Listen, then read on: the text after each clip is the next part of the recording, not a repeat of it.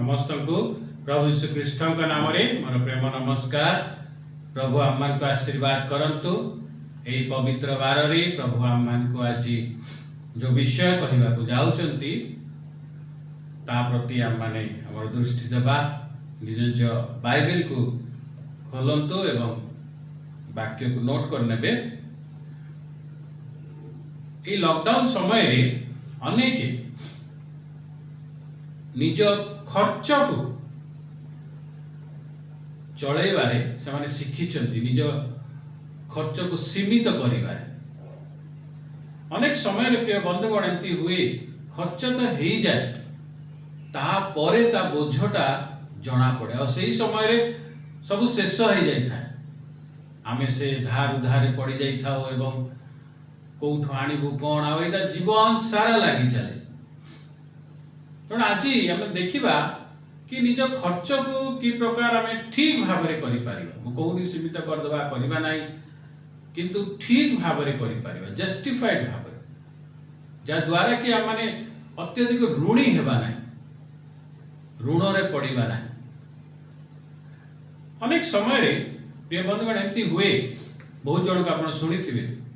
रागी की जदि कह जाए पिला को भी बहुत समय कि तुम खर्च कर ना कहीं कर कहीं ठीक खर्च करुच बहुत समय से जदि आप किसी से कहते हो हो ठीक अच्छे मुझे कमेबी मुझे मो निज पैसा हो मुझे मो इच्छा करी से देखी किए मत कौन कहूँ। अर्थात जिते मनीष को लगे जे से टंकाटा पैसाटा तार निजर से मन इच्छा खर्च करे किंतु जेते बड़े से आउ काहाटू पाई थाए और से व्यक्ति ताको देकी देखु थाए मनुष्य टिके सतर्क रहे कि जेते बड़े से निज पैसा आसी जाए सी किसी भावी ना हाँ मो पैसा तो मु जहाँ इच्छा ता करी आ जो चिंताधारा रे बहुत समय कौन हुए खर्चटा अधिक हो जाए खर्च अधिक हो जाए जोटा कि आम गोटे अभ्यास रे पड़ी जाओ कि ताहा सीमित हो पारे ना केमती ताहले आम खर्च को सबुदिन पे सीमित रखिबा ठीक रखिबा कि जतिकी दरकार सेतिकी बाइबल को हे तेतोला आम खर्च करूचु हमको गोटे विषय मन रखिया कथा। बाइबल रे गीत संहिता 24 तार 1 रे लिखा है जे सबु विषय प्रभुंकर समस्त विषय प्रभुंकर आमर नुहे प्रभुंकर मन रख बारंबार कही जो मनीष जदि निजक भावे कि ता पैसा से मन इच्छा खर्च कर ये बाइबल कहूँ सबु विषय प्रभुंकर। गीत संहिता 50 तार 10 रु 12 जदि देखिए सेठी मध्य ताहा लिखा है सब विषय मनुष्य पशु पक्षी सबू पृथ्वीर सबू प्रभुंकर सृष्टि अटे। एवं हागाई तार 2:8 मध्य लिखा है सुना रूपा सब प्रभुंकर ता प्रभु निजे कहते बोल लिखा है सबू विषय प्रभुंकर आमर किछि नुहे we are not the owner प्रभु ता ओनर। जदि देखिए प्रथम वंशावली तार 29:11 आ 12 आ सेतिरे मध्य ताहा लेखा है जे सब विषय प्रभु को ठारू आसे एवं प्रभु सब विषयर मस्तक स्वरूप प्रभु सब विषयर मस्तक स्वरूप अर्थात अथॉरिटी सी ओनर सी हमें नुआ मो पाखे जहाँ अच्छी आज टंका पैसा घर द्वार प्रॉपर्टी जहाँ किसी अच्छी सबू प्रभुंकर सी ओनर अटंती से मालिक अटंती। द्वितीय विवरणी 8 तार 18 रे ताहा लिखा जाइछि हमर सफलता मध्य आम जहाँ आज अर्जन करचु या पे जो सामर्थ्य ताहा प्रभु हमको देइछन्ति। अर्थात आम जहाँ भी अर्जन करचु सबू प्रभु आसीची। ए विषय आमे मने रखिया सब बेले जे प्रॉपर्टीटा मोर नुहे प्रभुंकर। जदि गीत संगीता 100 तार 3 देखिए जे सीए हमको तैयारी करचंती, आमे नुहे सी हमको तैयारी करिचंती एवं प्रथम करंती 6 तार 19 20 जदि देखिबे आमे मध्य ताहांकर हम शरीर मध्य ताहांकर एबे हमको केमती रहिबा कथा भाबंतु। एबे हम एथिरे देखि देलु जे सब प्रभुंकर अर्थात मते जणे देइछि मोर नुहे।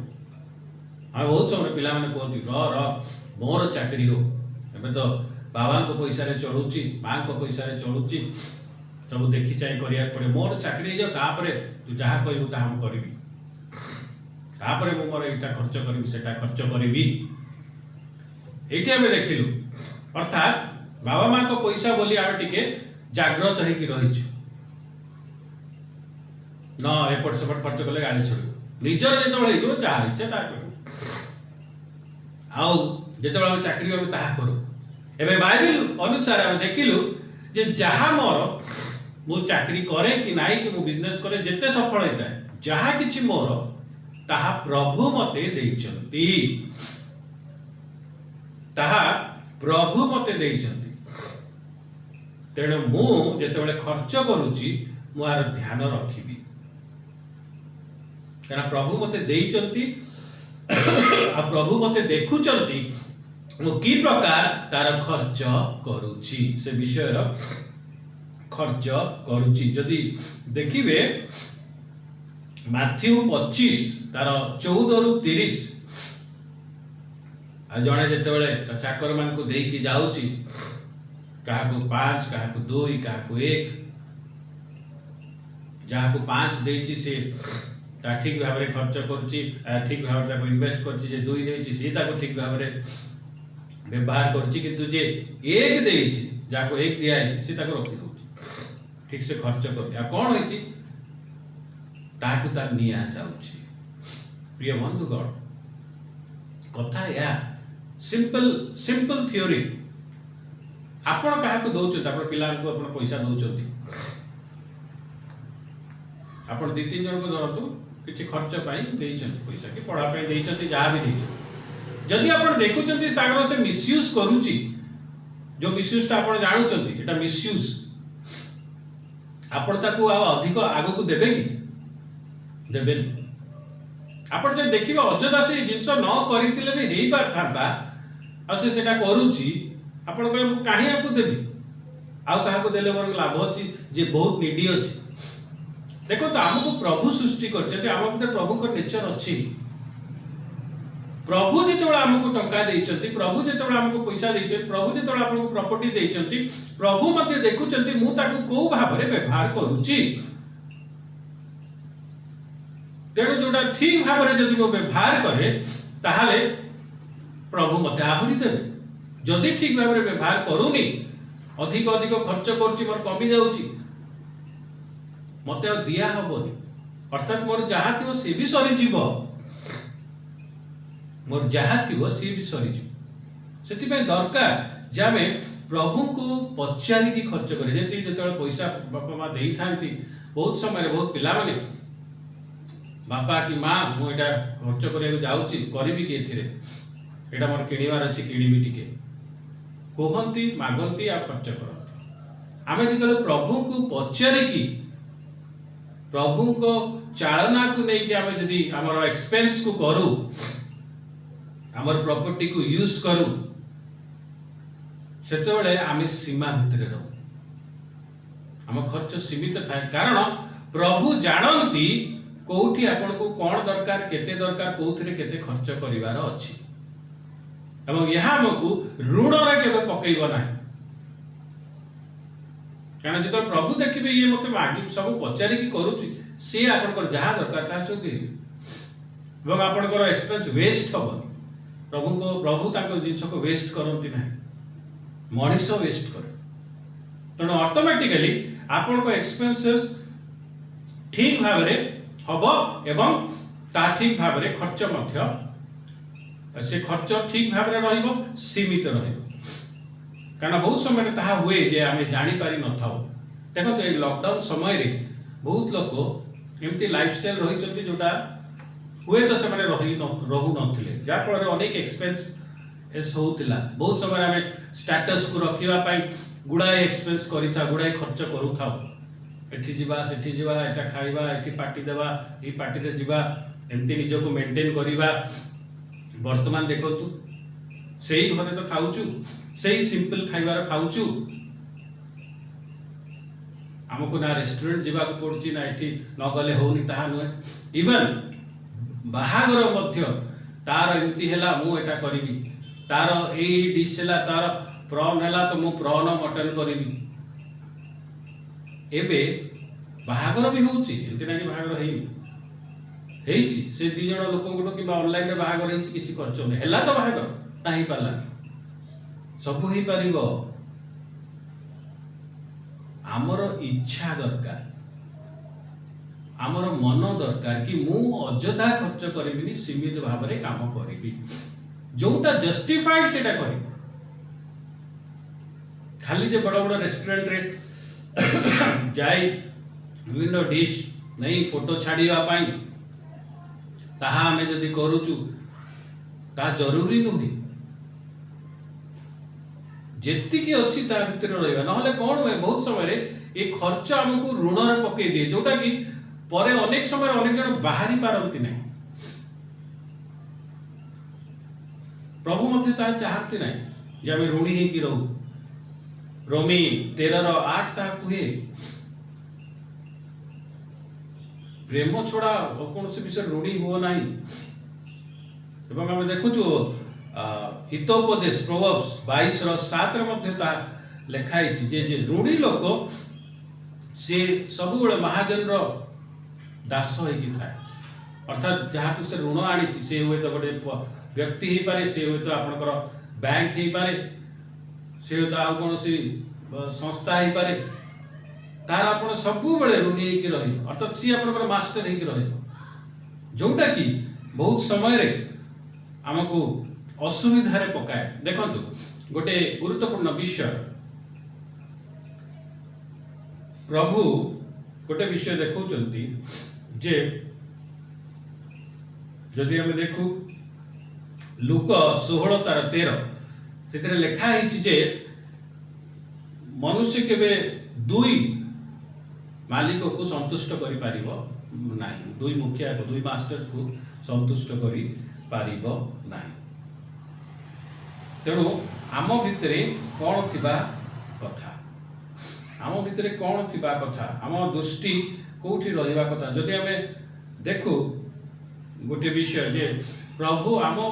प्रभु कहती प्रथम मो राज्य धार्मिकतार अन्वेषण कर अन्य सब किछि तुमको दिया जिवो जेते बेले मु सकाळ उठी कि सब बेले मोर एटा खर्च सेटा खर्च केमती करिवि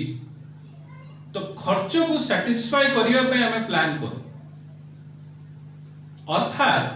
खर्च मोर प्रभु हो प्रभु माने जार समस्त विषय पर कंट्रोल ये होचे प्रभु सब विषय पर हाईएस्ट अथॉरिटी तो सकाळ उठी कि जतो खर्च खर्च खर्च खर्च पाई मु निजर सब प्लान करछि खर्च मोर प्रभु हो जाउछि तो खर्च जतो प्रभु खर्चर अभ्यास जे से खाइबो तो खर्च जो आप प्रभु हो गला आप प्रभु तो सदा प्रभु नहांती आ सदा प्रभु रहू ना आपण प्रभु खर्च तेणु खर्च आपको खाई चलो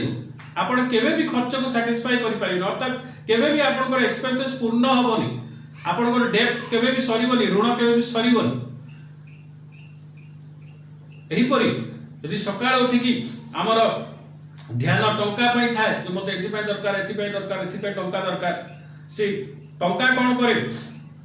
आमर प्रभु हो जाए टंका आमर प्रभु हो जाए जहा फल रे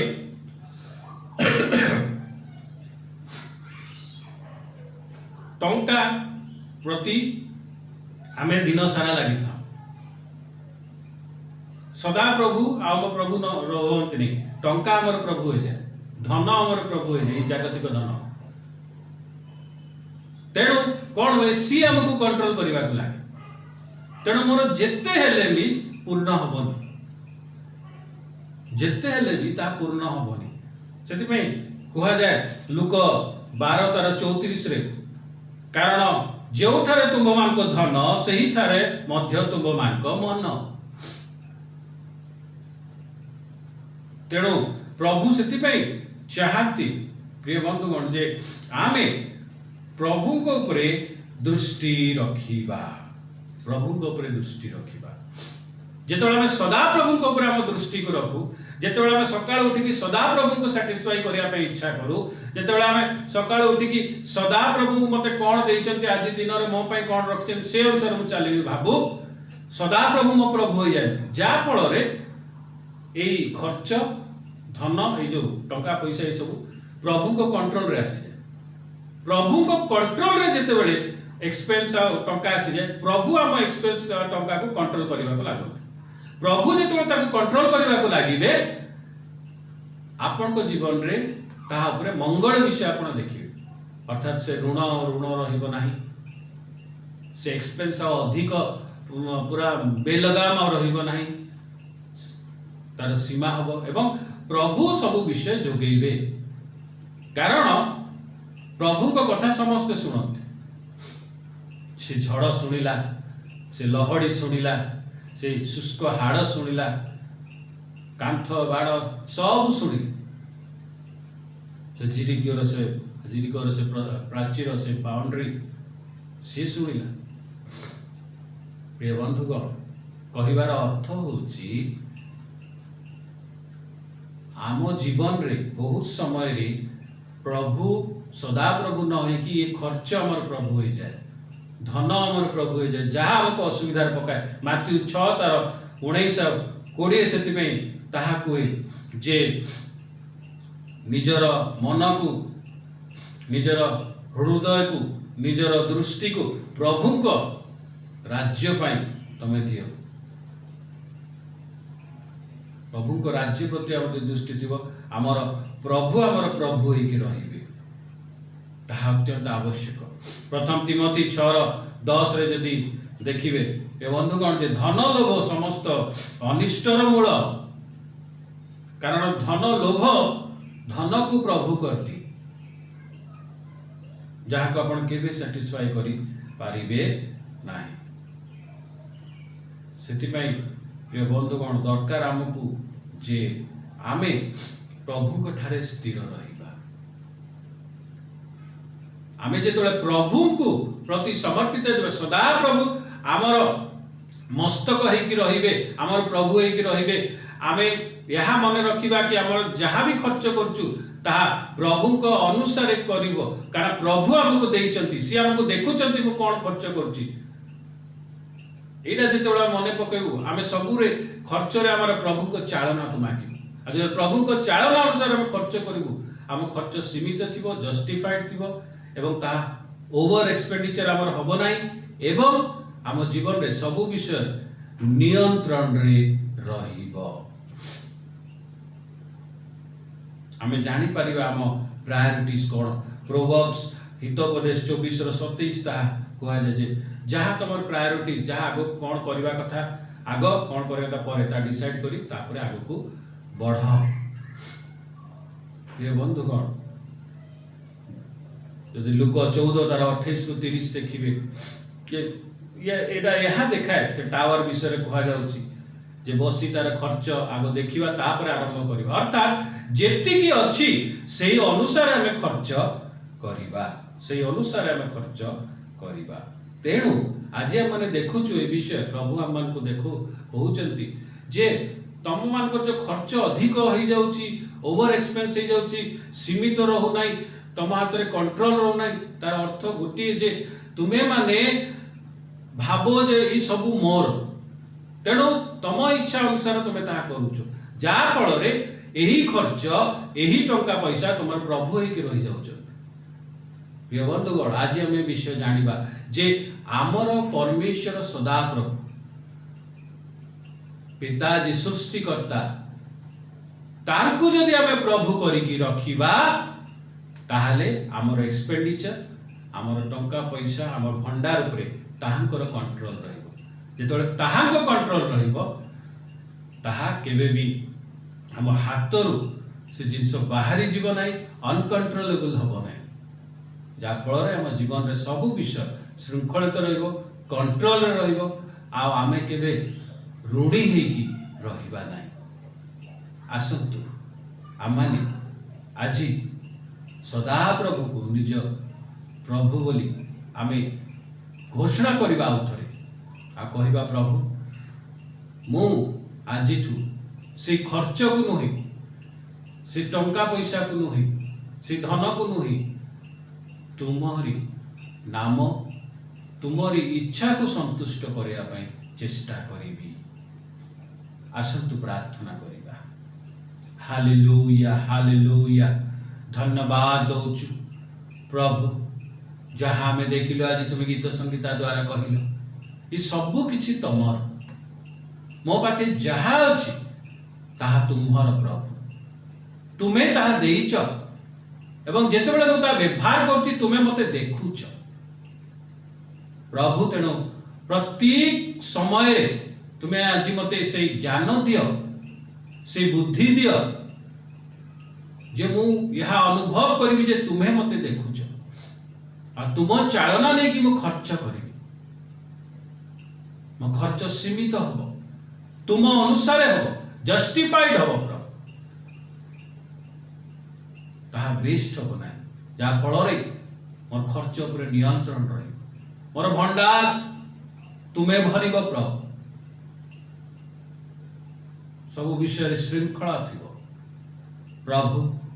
ଯଦି ଆଜି କୌଣସି ମୋର କାମ ଯୋଗୁଁ ମୋର ଏକ୍ସପେନ୍ସେସ୍, ମୋର এই ଜାଗତିକ ଧନ ପ୍ରଭୁଙ୍କର ସ୍ଥାନ ନେଇଛି, ତାହେଲେ ମୋତେ କ୍ଷମା କର ଏବଂ ତୁମେ ଯେ ସଦାପ୍ରଭୁ, ତୁମେ ମୋର ଉଦ୍ଧାରକର୍ତ୍ତା, ତୁମେ ମୋର ତ୍ରାଣଦାତା ପରମେଶ୍ୱର, ତୁମେ ପରମେଶ୍ୱର ହେଇ ରୁହ। ଏ ସମସ୍ତ ଉପରେ ତୁମର କଣ୍ଟ୍ରୋଲ ରହ, ଆଉ ତୁମର ଇଚ୍ଛା, ତୁମର ପୂର୍ଣ୍ଣତା ସଫଳ ହଉ ପ୍ରଭୁ। ଯଦି କୌଣସି ଏକ୍ସପେନ୍ସେସ୍ ଦ୍ୱାରା ଆମେ ଆଗକୁ ବଢ଼ି ଯାଇଛୁ ଆଉ ଋଣ ହେଇଯାଇଛି ପ୍ରଭୁ, ଅଧିକ ହେଇଯାଇଛି, ତୁମେ ସାହାଯ୍ୟ କର ଯେ ସେଇଠୁ ଆମେ ବାହାରିବୁ ପ୍ରଭୁ ଏବଂ ତୁମରି ଆଶୀର୍ବାଦରେ ଆଗକୁ ବଢ଼ିବୁ। ତୁମେ ହିଁ ଆମର ମାଲିକ ଅଟ, ତୁମର ପ୍ରେମ ପ୍ରତି ଆମେ ଋଣୀ ରହିବା ପ୍ରଭୁ, ତୁମଠାରେ ଆମେ ସମର୍ପିତ ରହିବା। ଧନ୍ୟବାଦ ଦେଇ ଆମ୍ଭମାନଙ୍କର ଖର୍ଚ୍ଚକୁ ତୁମ ହସ୍ତରେ ସମର୍ପିତ କରି ତୁମ ନିୟନ୍ତ୍ରଣ ମାଗି ପ୍ରିୟ ପ୍ରଭୁ ଯୀଶୁଙ୍କ ନାମରେ ପ୍ରାର୍ଥନା କରୁଛୁ, ଆମେନ୍।